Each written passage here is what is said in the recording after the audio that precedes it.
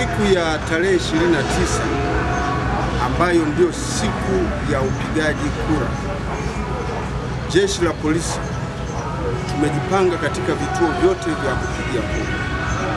Lakini pia Jeshi la Polisi litashika doria maeneo yote, doria za miguu na doria za magari.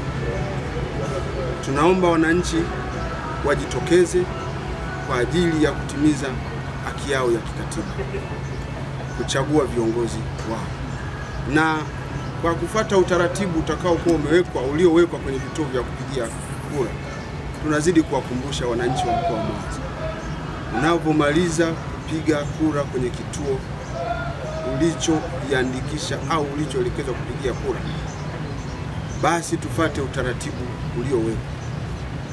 Ulinzi utakuwepo, na tunaomba wananchi, unapokuwa umemaliza zoezi la upigaji wa kura, tunawaelekeza wananchi waondoke kwenye vituo vya kupigia kura, waende wakafanye shughuli zao nyingine, waendelee na shughuli zao nyingine za kawaida walizokuwa nazo.